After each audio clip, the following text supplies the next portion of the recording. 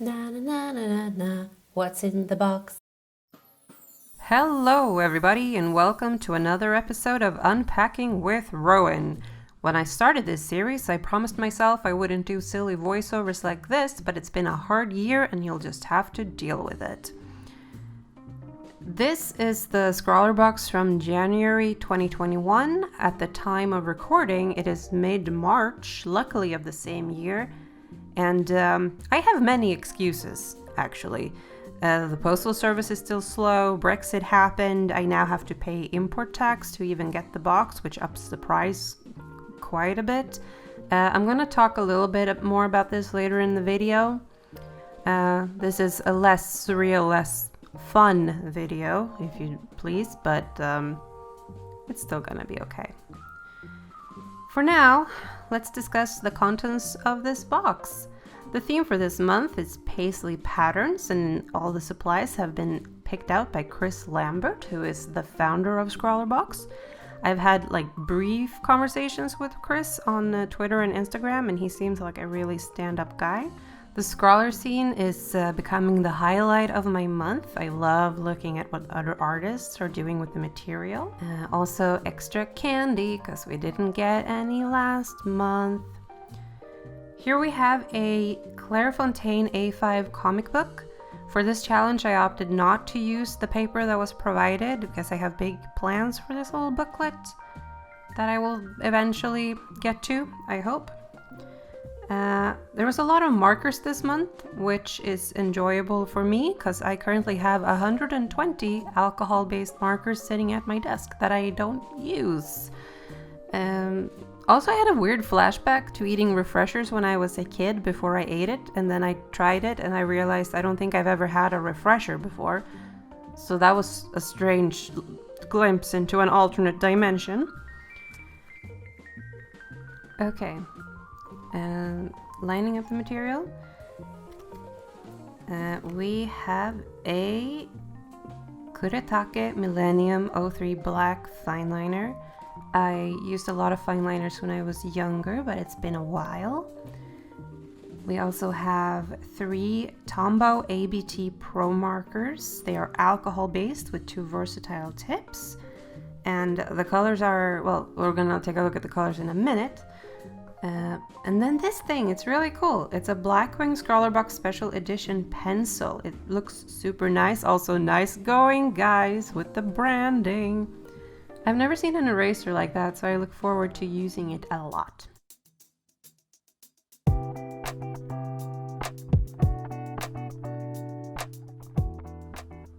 Okay, here we go. I felt a little bad sharpening this pencil because it has a really nice coat. But guys, it's a really good pencil. I never thought I'd say this about a pencil because usually I feel like they're either terrible or they're fine. But this is a really nice pencil. It's like ergonomic or something. It feels good to draw with. I'm gonna use it a lot and then cry when it's all sharpened up. This was the first Scrawlrbox that actually contained material that I was a little bit disappointed in, and here it is. I usually use Sakura microns when I use fineliners, and compared to those, this one felt like it didn't have enough flow. I don't know if the one I got was a little dried out or if it's meant to feel like this, but it felt like I had to work for it. The ink didn't flow quite as easily as other brands, which might be someone's preference, but it's not really mine. The plus side is that it doesn't smudge easily, so maybe it's specifically for, or it's extra good for alcohol-based markers. I do not know. The markers are nice. They have a nice flow. They feel good. They're easy to work with. I like the width. The markers I have that I don't remember the brand of right now, it's some non-mainstream brand. They're a little thicker, so they can feel a little clumsy, but these were kind of nice to hold. The Aqua Turquoise that I'm trying right now came out a lot darker than I expected, because the nib looks light, almost like a pastel-y green, and this is definitely darker and more blue. It's not bad at all. I enjoy it, and I hardly ever use the thick tip. when I usually draw, but this felt kind of nice. I need to switch up my working style, I think. This one was also a little darker than I expected, but it also had a nicer blue than I thought it would. I quite enjoy it. Hello, my dadding. Hello. I think one of the reasons why I don't really use alcohol-based markers too much is because I have yet to learn how to blend and layer. So that's something I want to work on. Hey, editing! The theme this month was, as I mentioned, paisley patterns.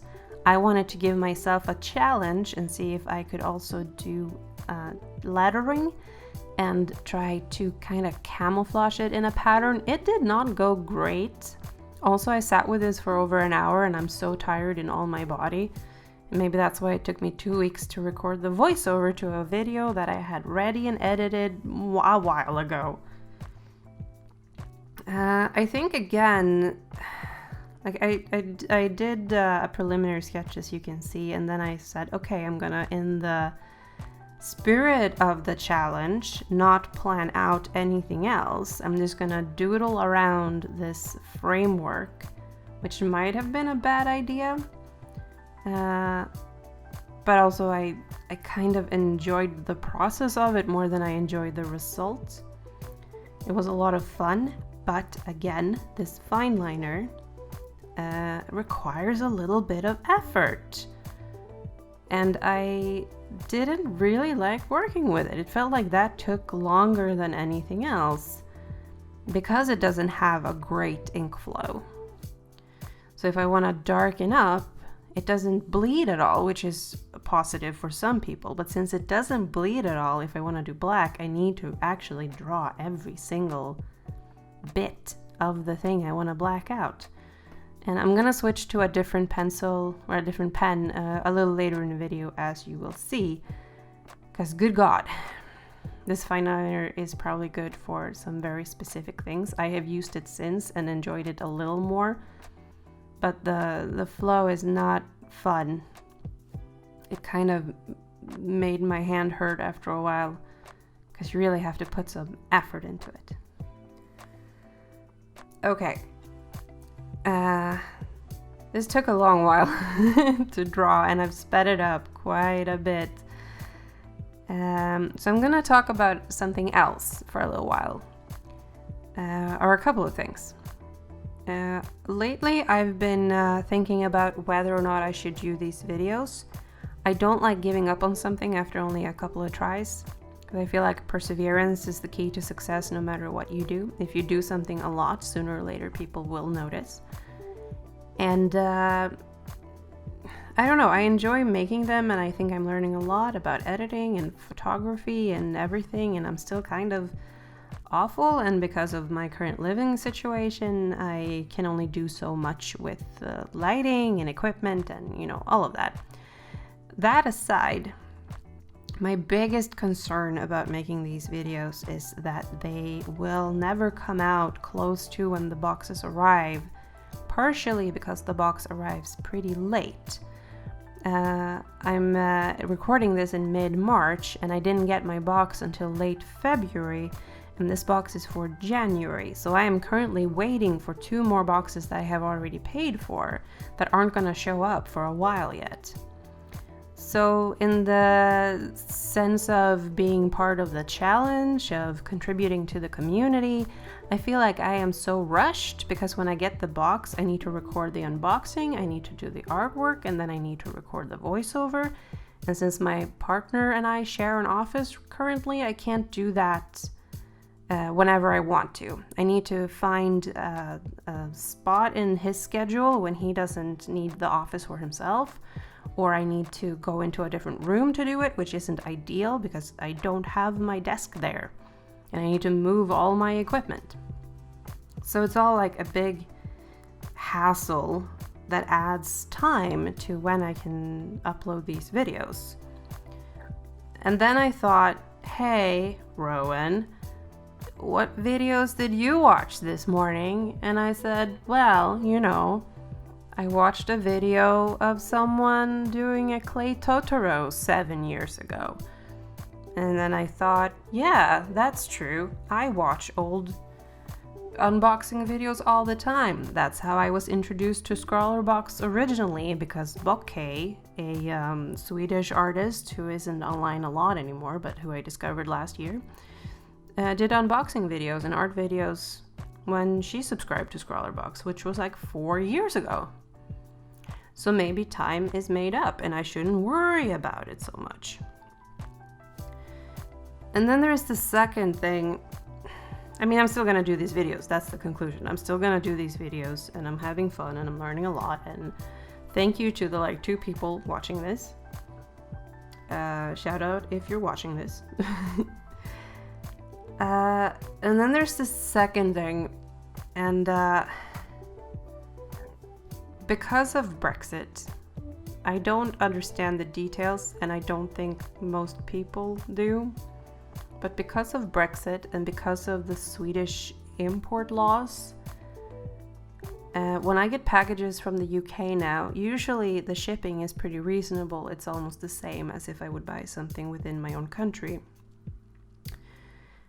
Now, before it enters Sweden, or before the toll office can send it out to me, I have to pay import tax. And the import tax is regardless of the value of the actual package. So it's always going to be an additional £10. So I pay nearly twice as much for the Scrawlrbox packages as someone in the UK would, which is fine. I can deal with that. It's not a problem.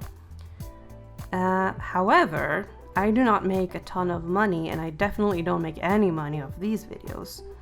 So if you enjoy this, if you enjoy me, here comes the sales pitch. If you enjoy these videos and you have a couple of extra bucks and you want to help out and alleviate some of that extra strain from the import taxes, I do have a coffee. It's linked in the description. It's linked in my user info. And I'm not really asking for money so I can keep doing this. I'm gonna keep doing it regardless, but it would help. Even just a couple of dollars would help to, cover those fees. And from what I've heard, they might change it in June. So this could just be a temporary thing. And well, I'm hoping it's a temporary thing. Let's say it like that. Right now, it's an expense I can afford. And that I want to afford, because Scrawlrbox, in all my communications with them, they've been nothing but wonderful. And when Brexit happened, they also came out and asked specifically Swedish users if we wanted to continue, and no hard feelings if we couldn't, because it is an extra, quite a hefty extra, price to it. So they've been wonderful, and if you can support them, and if you're in the UK, if you're in Europe, I strongly endorse it. They don't pay me, I don't get free boxes or anything. I doubt they know I exist. But they're really wonderful, and I deeply and full-heartedly endorse them. Okay, back to art. I hated the ink work on this. If I'm completely honest, I didn't enjoy the ink work at all. When I got this far, I was like, oh no, I made a huge mistake. But also I've already filmed for like 30 minutes and I don't want to start over and battle with this Fineliner anymore. So I'm just gonna go with it. So I did. And it's about here that I realized that the markers are actually super nice. They're very good. And also the ink doesn't bleed even with alcohol-based markers, which hasn't been my experience in the past. So maybe that's why it's a terror to work with. Because it's alcohol-based marker resistant. Like me. I tried not to think too much about what I was doing with this. I just wanted to have fun with it, but also while I was camouflaging the text, I also kind of wanted to highlight the text. Like, I didn't want it to disappear completely. I wanted the shapes to pop out. I wanted to, you know, have fun with it and see what I could come up with. And that's also beauty of doing these like straight out of the box art experiments. Is that you kind of, you're not going to do a good job, especially if you're recording. Because recording, like for me, who isn't super used to it yet, adds a certain amount of pressure.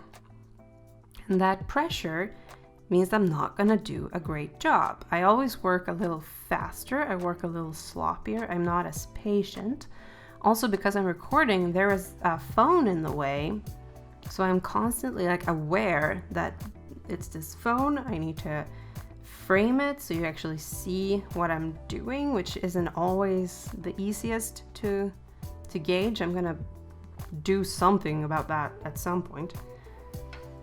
But you kind of work fast and you work a little sloppy and you just get something done. And I think in general, that's a very good exercise for artists who might feel like they're falling into perfectionism, which is a terrible affliction. And if you or someone you know suffers from perfectionism, you know what I'm talking about.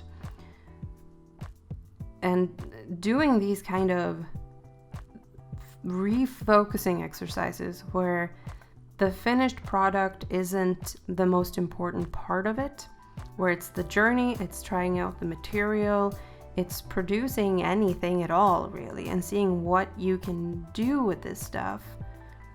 It's really helpful because that refocuses your brain on something else than the finished result.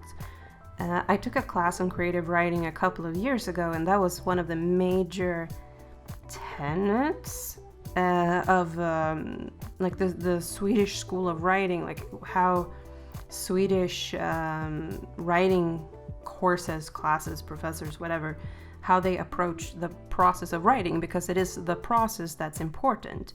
And if you do like a great novel, that's kind of secondary, because it's how you do it and how you work with the material that actually matters, and like it's the actual exercise of it. And I think that could be a healthier way to look at things, that not everything you do needs to be good or marketable, especially not marketable. Good God, we live in a capitalistic hellscape. Doing things that you can't sell is the most revolutionary thing we can do with our lives. Stuff got weird. Anyway, process. Focus on the process. Do something fun. Support Scrawlrbox. The video isn't over. There's like 3 minutes left. I'm sorry. I'm tired. I wonder if I'm gonna edit this. Probably not, because now that I've said I wonder if I'm gonna edit this, I'm never gonna have the heart to actually take this part out. Also, this is a really long video. Are you still here? Are you still listening? I'm doing plants. I'm very tired. I've been working a lot lately. I recently finished, hey, this is just my video diary now. I hope you enjoyed. I recently finished a project that I have technically been working on for 15 months. It is completely self-indulgent about how internet funny man Brian David Gilbert helped me out of a creative slump. It is probably the best thing I've ever done. And if you don't know who Brian David Gilbert is, you should search for his videos on YouTube right now and treat yourself. One thing I will say about these markers is that they're really fun to layer. Or like, I made making a shape and then using a different color to fill it out or outline it, or like I had more fun with the markers than the rest. Like this part of the video right now is where I really enjoyed it. I think that's the thing too, if we're going back to like perfectionism, is that if something doesn't look the way you wanted early on in the process, and you want it to be perfect, you are more likely to scrap it and start over than to just push through and see where it goes. And that way you learn nothing. Like, the best stuff I've done is when I've been under a time pressure. It's just, I can't start over. I have to finish this, and whatever it is, I'm just gonna have to live with it. And then you learn stuff, and you learn techniques, and you learn how to fix your mistakes without erasing stuff or without starting over.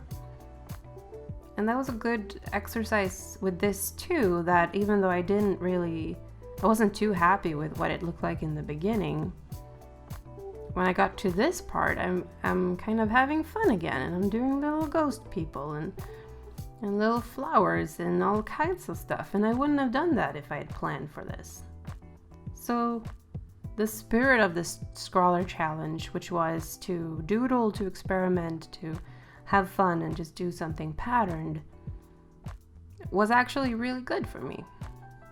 And though I felt like I veered wildly, of course, if you compare this to some of the samples or some of the examples of what paisley pattern actually is, again, that's secondary. I did something that I wouldn't have. And then I made it creepier because I brought on a different marker and added a bunch of eyes and stuff. I think this is the best way to find your own style as well, to just work and do stuff and see where your brain takes you. And you'll never know that if you plan too much. You need to let go. Just let go. Let go and allow yourself to play. We don't play enough. Why don't we play enough? I remember when we used to play. Well, thanks. There's the video. Like and subscribe. Go watch Brian Dave Gilbert.